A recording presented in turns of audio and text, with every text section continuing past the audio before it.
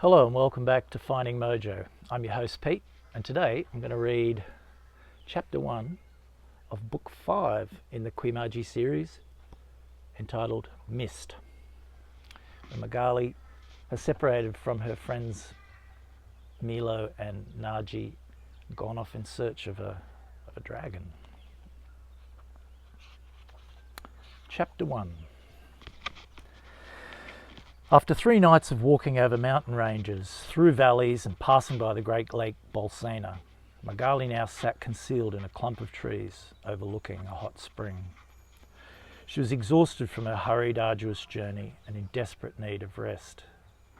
Hugin, her raven, seemed to be tired too, as he sat quietly on an overhead branch.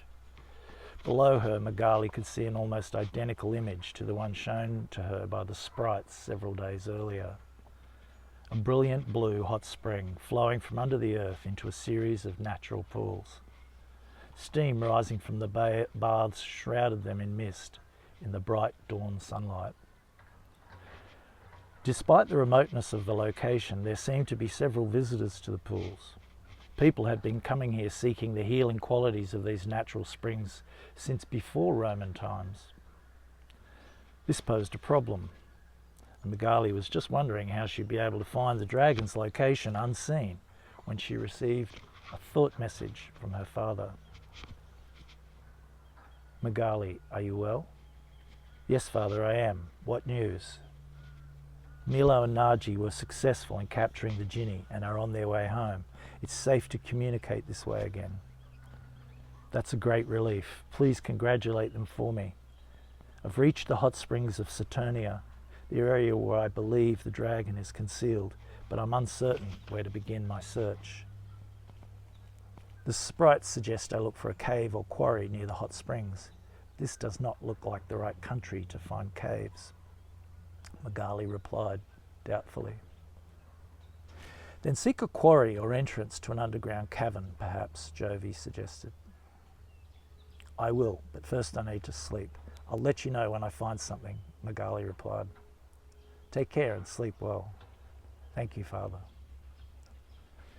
Despite Magali's excellent eyesight, she could see nothing from her vantage point that looked likely to conceal a large creature, and she decided to eat and rest for a while instead. Hugin, sensing a meal, hopped off the branch and sat beside her. "I'm glad you're here, my friend," Magali said with a smile. After a shared light breakfast, she lay down to catch a few hours' sleep. It had been a challenging 3 nights of constant walking, even for a giant, and she was feeling very sleepy. As she lay her head down, she thought of her friends Milo and Nagi and wondered how things went for them when they confronted the demon. She missed them, but was glad they'd separated, as the humans would have slowed her down a great deal. All thoughts soon faded, forced out by an urgent need to sleep. Only a few minutes after laying her head down on a pillow of grass, she began drifting off. But an unexpected image suddenly interrupted her slide into oblivion. It showed a view from inside a cave, an angled rock entrance with a block of cut stone lying near its entrance.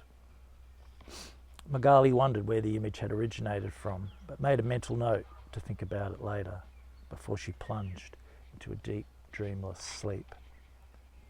She awoke around midday, the sun shining through a hole in the canopy directly onto her face, forcing her awake with the discomfort.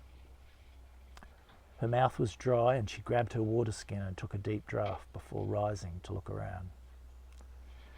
Everything had changed in those few hours of sleep. The sun was high overhead and the heat caused cicadas to sing and birds to rest quietly. Hugin was nowhere to be seen, and Magali assumed that he was hunting.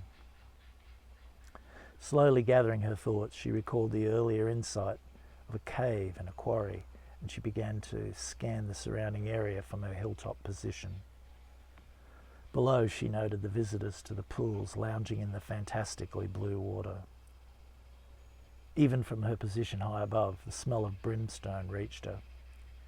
It was not unlike the smell of boiled eggs, she thought with amusement, and a little hunger.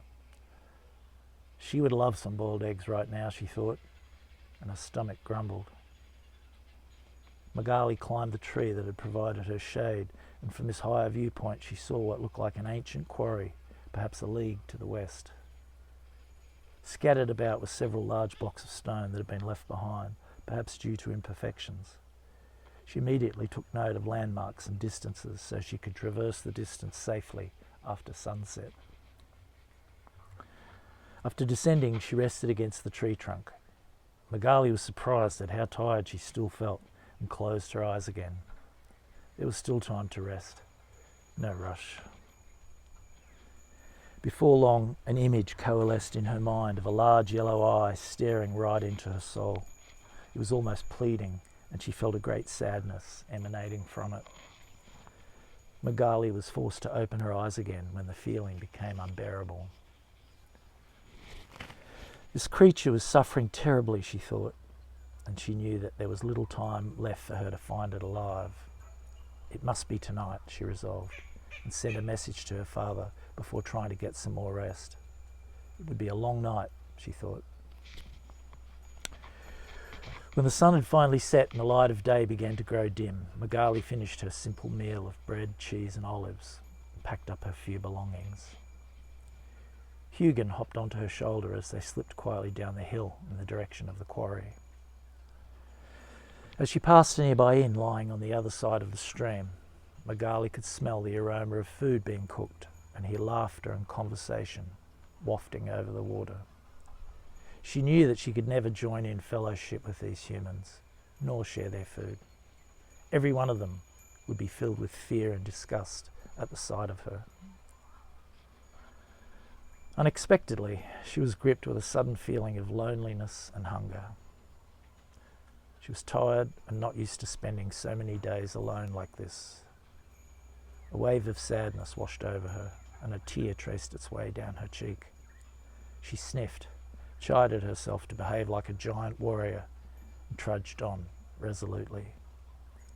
Perhaps this dragon's sadness was affecting her, she wondered. At the mere thought of the dragon, a new image revealed itself in her mind. This time it showed the whole quarry bathed in moonlight, as it would look now from the entrance of the cave, and she knew that it must be close. Magali drew on her inner strength and pushed on, driven by a sense of responsibility for this creature that she neither knew nor even believed had existed until recently. But it was one of her own, the hidden, and it needed her help. At around midnight, Magali crested her eyes and was greeted with a view that she almost recognised as the quarry that she sought. She paused to rest a moment and examine the sight below. Being uncertain how to communicate with the dragon, Magali simply pictured the image of the quarry as it looked to her and sent it out as a thought. Almost immediately there came a remarkable and unexpected reply. A small flame erupted from a clump of rocks on the far side of the cutting, and she knew that was where the dragon must be.